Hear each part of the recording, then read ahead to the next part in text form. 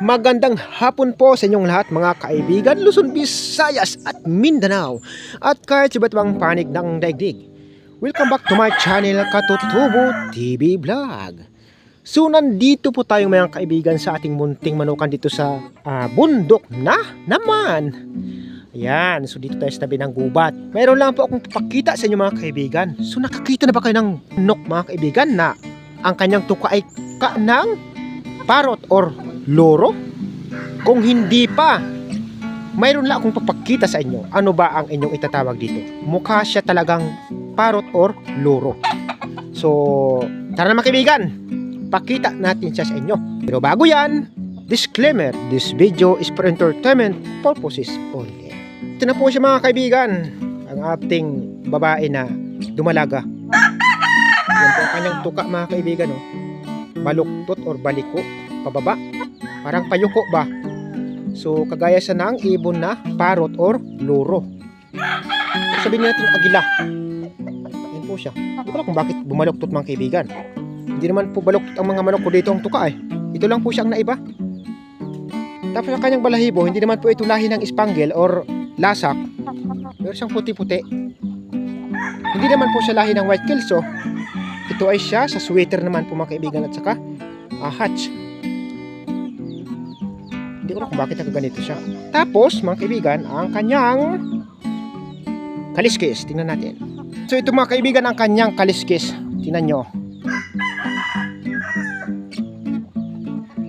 Ayan. Mayroon siyang kaliskis na putok dito tapat ng tahid ha. Ayan, ito po siya. Nagbi-blur kasi. Yan o. Yan ito. Maliit kasi ang kanyang paa eh. Tapos meron siyang after ng putok na kaliskis dito sa tapat ng kahid, meron siyang kaliskis na magkasunod na dalawa. Dugtong-dugtong yan. Tapos pagdating naman dito sa gilid, dumugtong siya dito sa gitna, gumilid siya ng dalawa din pababa. Yan po ang kanyang kanan. So kaliwa naman tayo mga kaibigan. Yan nyo. Ayan, yan po siya oh. Tapat din po ito ng tahid mga kaibigan. Para siyang putok din mga kaibigan na kaliskis pababa. Ayan po siya. Ayan, makita nyo. Ayan po siya mga kaibigan. So makulit na po siya. Ayan, so ito na po mga kaibigan, pinakahuli niyang kakaibang tinatago na lihim sa kanyang katawan. Siya mayroong 11 pakpak. Ito po ang ating dumalaga. So bilangin natin, 1, 2, 3, 4, 5, 6, 7, 8, 9, 10, 11, 11. Ayan. 11 mga kaibigan. Ito kasi yung pinakahuli.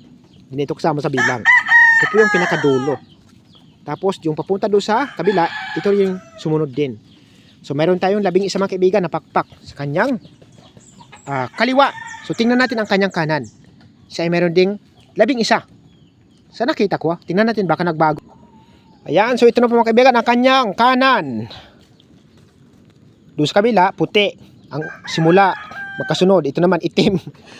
Ayan, tingnan natin mga kaibigan. Bilangin natin. 1, 2, 3, 4, 5, 6, 7, 8, 9, 10, 11. Ayan. Yan, 11 mga kaibigan. Ito po yung pinakadulo, kagaya doon sa kabila, sa kaliwa. Tapos dito yung panunod. So mayroon tayong 11 pakpak mga kaibigan sa ating dumalaga. Kabilaan po yan. Kagaya dito sa ating gold. Ayan, kung makita nyo. So pinapalahin na po natin itong ating gold mga kaibigan. Yan o. Po siya. So siya mga kaibigan, mayroon ding 11 pakpak na tawag dito, tinataglay or dinadala sa kanyang katawan. So kagaya dito sa ating dumalaga, meron din itong ating dumalaga na 11 pakpak magkabilaan.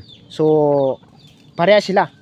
So hanggang dito na lang po magtatapos ang aking video mga kaibigan. Nawa po ay nagustuhan po ninyo ang aking video. So sa mga mahilig sa sinyalado, ano po ang inyong masasabi dito mga kaibigan? So maraming salamat po sa inyong lahat mga kaibigan. At maraming salamat din po sa aking mga subscribers na laging nariyan. Thank you so much po sa inyong lahat. Hanggang dito na lang mga kaibigan. God bless us all. Bye-bye you. Chewing.